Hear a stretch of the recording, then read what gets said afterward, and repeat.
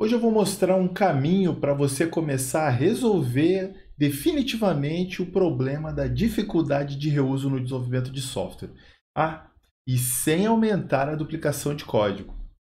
Olá, eu sou Adriano Ribeiro e bem-vindos a mais um vídeo do Road to Agility.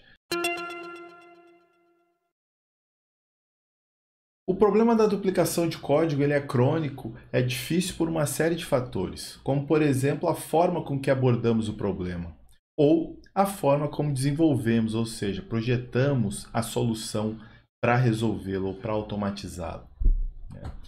É justamente por isso que nesse vídeo ele está sendo disponibilizado dentro do contexto do nosso workshop de agilidade. E ele será incluído na playlist, que, por sinal, eu espero que vocês já estejam assistindo, hein?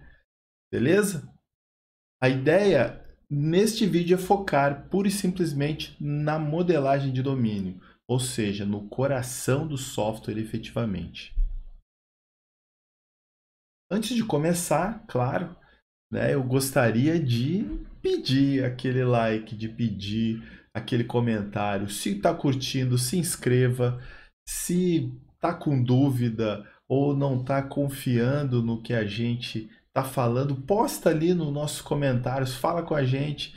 Vamos conversar que eu vou ter o maior prazer em detalhar mais, em apresentar mais exemplos, fontes, materiais de qualidade, se for necessário. E, claro, isso tudo vai ajudar a melhorar a relevância do nosso canal e me incentivar a produzir cada vez mais conteúdo para vocês. Ok? Bora começar então? Bom, eu foquei na modelagem de domínio porque é o coração do software.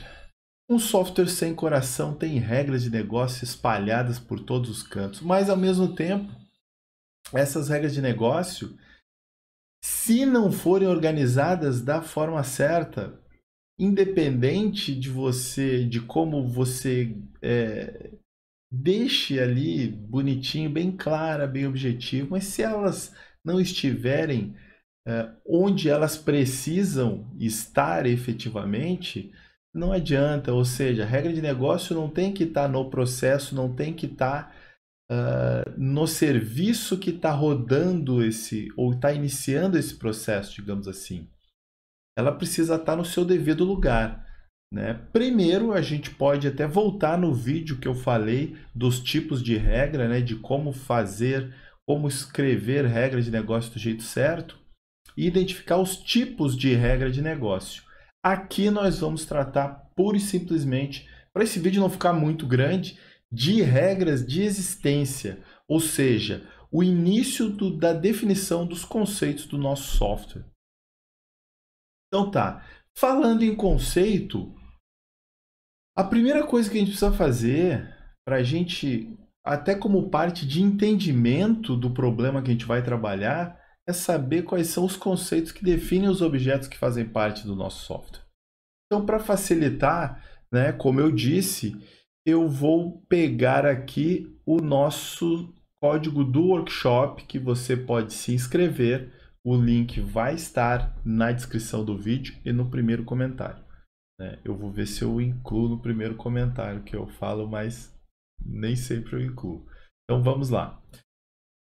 Por exemplo, no domínio do nosso workshop, a gente tem conceitos do tipo date and time, e-mail, money, name, projeto,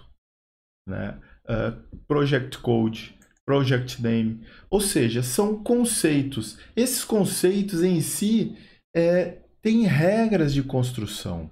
E aí entra o nosso primeiro objetivo, ou seja, a gente isolar, a gente delimitar e poder olhar especificamente para cada um deles. E mais importante, poder delimitar o contexto do próprio processo em si. Ou seja, a gente não precisa pensar em todos os conceitos da empresa inteira, mas sim dos conceitos que fazem parte dentro desse escopo que a gente está trabalhando. Então, essa é a primeira etapa no processo de definição de um domínio rico. Ou seja, o domínio rico é o que pode nos ajudar a reduzir ou até mesmo eliminar, né, a dificuldade de reuso.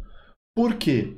Ao invés de trabalharmos com, por exemplo, uma string chamada name, eu vou trabalhar com uma classe chamada name que tenha o valor encapsulado como uma string, mas como eu vou implementar os operadores, essa classe vai poder ser comparada, enfim, comparada em termos de igualdade, comparada em termos de maior, menor, enfim, através dos operadores, e isso vai facilitar para a gente não ter que lidar com a string diretamente. Ou seja, na verdade, nem importa o tipo que está lá dentro. O que importa é o conceito que está fora. Então, eu vou comparar se os nomes são iguais, eu vou comparar se os nomes são maiores.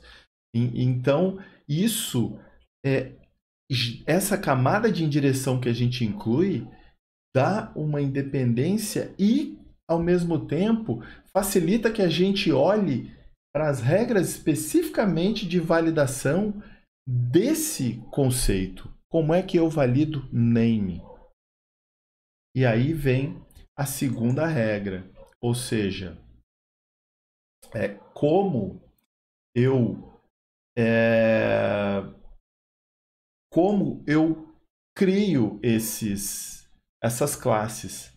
Ou seja, cada objeto é importante que eles fiquem, que eles tenham certas restrições. Ou seja, no momento que eu identifiquei, que eu criei esse objeto, não é interessante que eu instancie essa classe de qualquer maneira dentro da minha solução, dentro do meu sistema, digamos assim.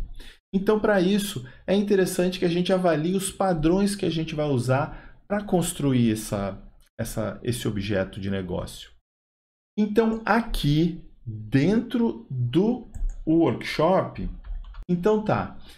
No caso, eu adotei por um conjunto de padrões, lembrando que a forma que eu uso para representar um objeto, eu vou representar todos, ou seja, todos os conceitos eu vou criar do mesmo jeito, né? Então, ou seja, eu vou criar uma classe, ela vai ser sealed, ou seja, eu não vou herdar, eu não vou criar tipo full name baseado em name, não. Eu vou criar uma outra classe, se for necessário, full name, ou eventualmente eu vou mapear, né, de outra maneira. De repente não tem o conceito de name na minha solução, né? Isso tem full name, e aí ele receba o name e tenha o sobrenome como opcional, por exemplo. Pode acontecer, mas são regras específicas desse conceito. Então tá.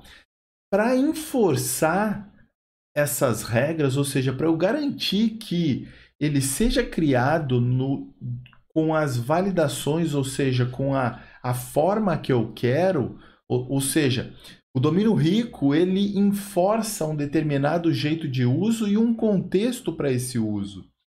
Então aqui eu estou colocando o construtor como privado, ou seja, ninguém vai instanciar essa classe, a não ser pelo factory que eu defini, né? Então, esse factory, esse objeto, aí eu optei por implementar via factory method, ou seja, é um método estático na própria classe, que nele eu faço todas as validações necessárias e retorno esse objeto caso esteja tudo ok.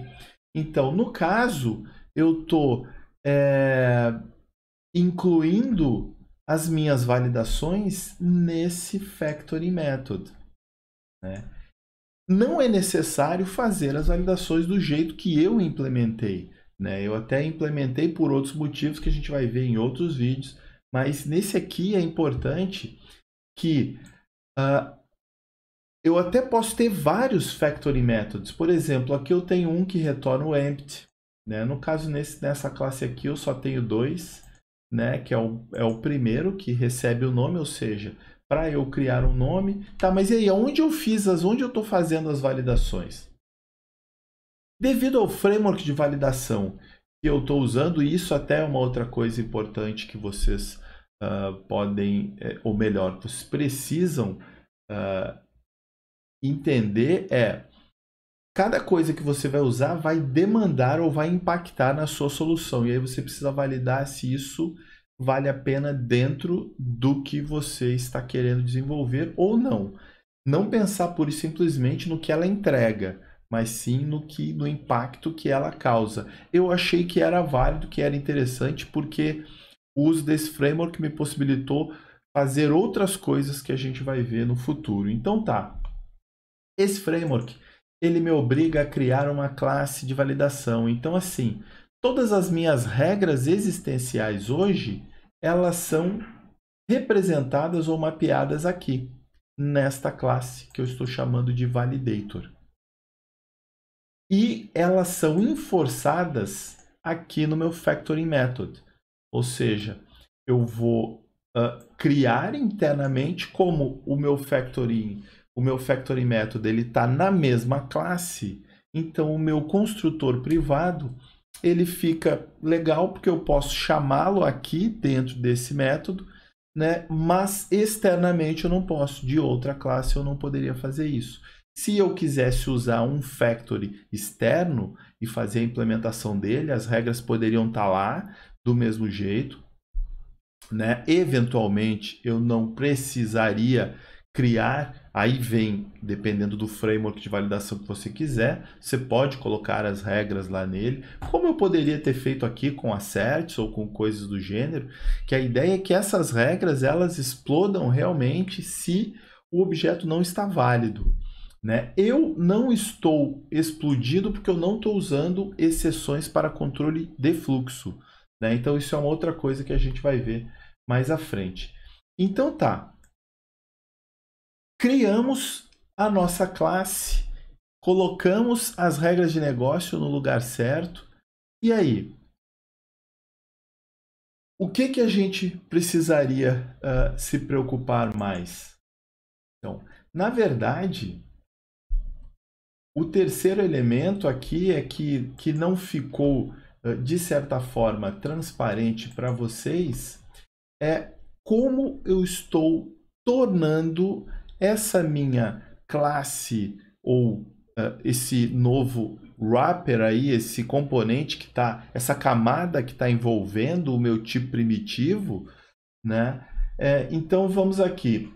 Essa implementação ela foi baseada aqui nesses três, né, nesses três links, né, tanto na documentação da Microsoft, quanto do Leanpub, né, de um livro, e do Enterprise Craftsmanship. Ou seja, essa já está bem disseminada, eu achei bem interessante. Tem algumas limitações que a gente ainda precisa especializar.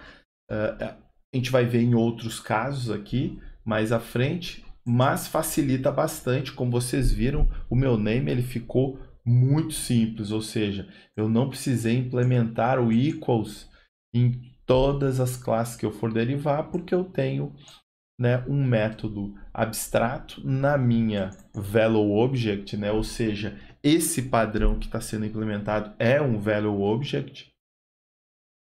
E é isso que é a essência dele, ou seja, ele define um conceito, ele tem propriedades e ele disponibiliza o que é necessário para você interagir com aquele conceito, ou seja, aquele conjunto. Né? Então eu posso definir uma ou mais propriedades aqui para representar esse conceito. Então, tá aqui eu tenho o equals e ele vai fazer todas as validações ou digamos assim, comparações usando as propriedades que compõem esse conceito. Né? Então, o hashcode da mesma maneira. Né? Aqui já foi uma modificação que eu fiz. Então, eu combino, né? Ou seja, eu crio o meu hash desse conceito com base no hash de todas as propriedades que são definidas. E as propriedades, deixa eu pegar uma classe que tenha mais de uma. Cadê? Olha aqui, ó. Então você define assim né? No caso, projeto é uma entidade, mas a gente vai ver a diferença disso mais à frente, né? Aqui só é importante, como eu só tenho VOs com uma única propriedade, acho que é interessante de mostrar. Então, ó, eu retorno todas e na minha classe base de VO eu consigo fazer a validação e eu só vou, digamos, bater, ou seja, ter projetos iguais quando as propriedades que eu considero importantes, né, forem iguais. No caso aqui estão quase todas as propriedades, digamos assim, do objeto. Ok? Então tá, deixa eu ver se eu tenho mais alguma coisa. Ok, eu acho que é isso. Então tá, vamos voltar aqui.